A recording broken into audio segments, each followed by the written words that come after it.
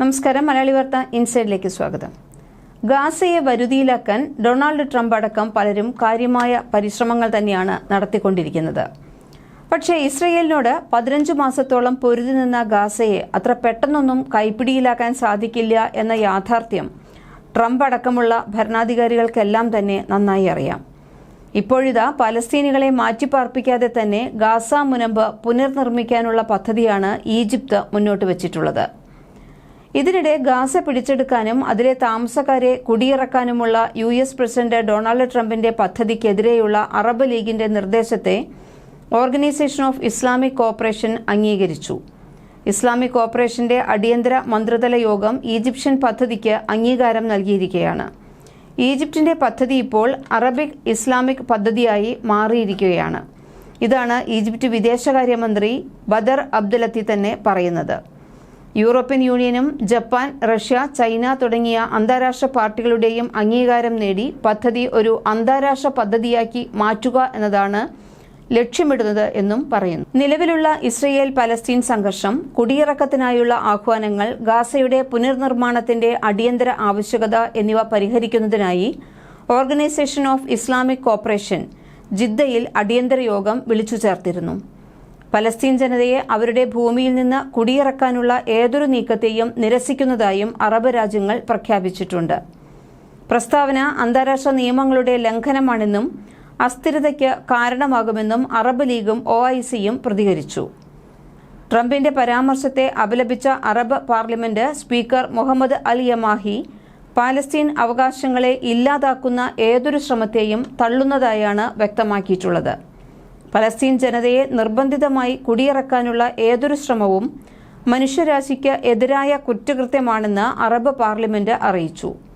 അധിനിവേശം, കൊളോണിയൽ കുടിയേറ്റം എന്നിവ പ്രോത്സാഹിപ്പിക്കുന്നതാണ് ട്രംപിന്റെ നിർദ്ദേശമെന്ന് ഓർഗനൈസേഷൻ ഓഫ് ഇസ്ലാമിക് കോഓപ്പറേഷൻ വ്യക്തമാക്കി.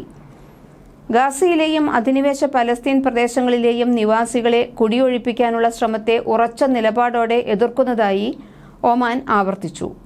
പലസ്തീൻ ജനതയ്ക്ക് അവരുടെ ഭൂമിയിൽ സ്വതന്ത്ര രാഷ്ട്രം സ്ഥാപിക്കാനുള്ള ന്യായമായ അവകാശങ്ങൾക്കും രാജ്യം പിന്തുണ ആവർത്തിച്ചു പറഞ്ഞു.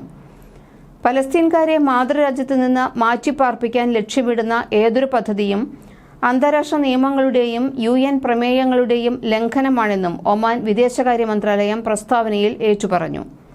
പലസ്തീൻകാരുടെ അവകാശങ്ങൾക്കെതിരായ ഏതൊരു ലംഘനത്തെയും കുടിയിറക്കൽ ശ്രമങ്ങളെയും നിരസിക്കുന്നതായി UAE വിദേശകാര്യ മന്ത്രാലയവും വ്യക്തമാക്കി.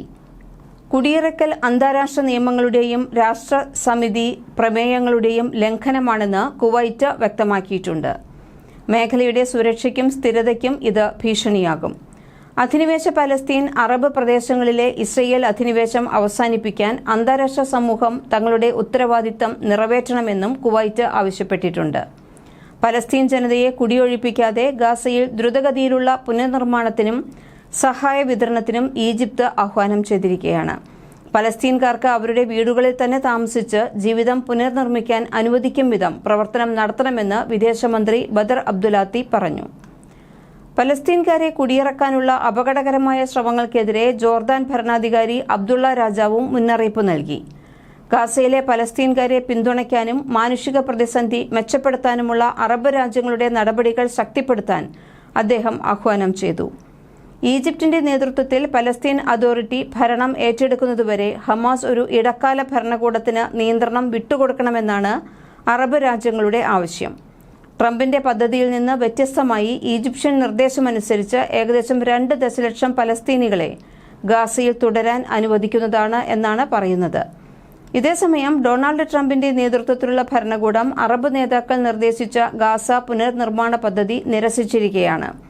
പലസ്തീൻ നിവാസികളെ പുറത്താക്കി ഗാസയെ US ഉടമസ്ഥതയിലുള്ള ഒരു റിവേറയാക്കി മാറ്റുന്ന പദ്ധതിയാണ് US പ്രസിഡന്റ് ഡൊണാൾഡ് ട്രംപിന്റേത്. ഇതിനെ ഒരു തരത്തിലും അംഗീകരിക്കാനാവില്ല എന്നാണ് ഓർഗനൈസേഷൻ ഓഫ് ഇസ്ലാമിക് കോഓപ്പറേഷൻ വ്യക്തമാക്കിയിട്ടുള്ളത്. വംശീയ ഉന്മൂലനത്തിനുള്ള ശ്രമമെന്നും രാജ്യാന്തര ധാരണകൾക്കെതിരാണ് ട്രംപിന്റെ പ്രഖ്യാപനമെന്നും UN സെക്രട്ടറി ജനറൽ അന്റോണിയോ ഗുട്ടറസും വ്യക്തമാക്കി.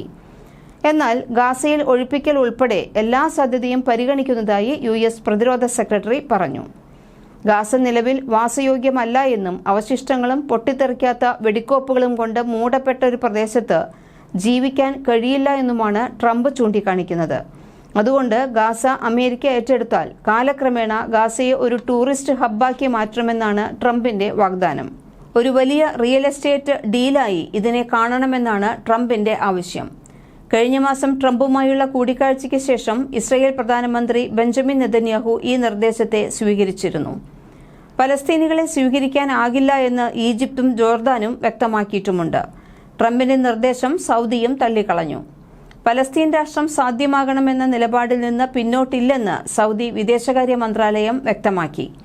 എന്നാൽ ട്രംപിന്റേത് ഒരു നിർദ്ദേശമാണെന്നും ഇതിന്റെ എല്ലാ സാധ്യതകളും US സൈന്യം ഉൾപ്പെടെ പരിശോധിക്കുമെന്നും പ്രതിരോധ സെക്രട്ടറി പീറ്റ് ഹെക്സേത്ത് വ്യക്തമാക്കി. ഇസ്രയേൽ പ്രധാനമന്ത്രി ബെഞ്ചമിൻ നെതന്യാഹുവുമായി നടത്തിയ കൂടിക്കാഴ്ചയ്ക്കു ശേഷമാണ് ഈ പ്രതികരണം ഉണ്ടായിട്ടുള്ളത്. ട്രംപിന്റെ നിർദ്ദേശത്തെ പിന്തുണച്ച നെതന്യാഹു ഗാസ വിട്ടുപോകാൻ ആഗ്രഹിക്കുന്ന പലസ്തീനികൾ ഉണ്ട് എന്നും അവരെ മാറ്റിപ്പാർപ്പിക്കണമെന്നുമാണ് ആവശ്യപ്പെട്ടിരിക്കുന്നത്. മലയാളി വാർത്ത ഇൻസൈഡ്.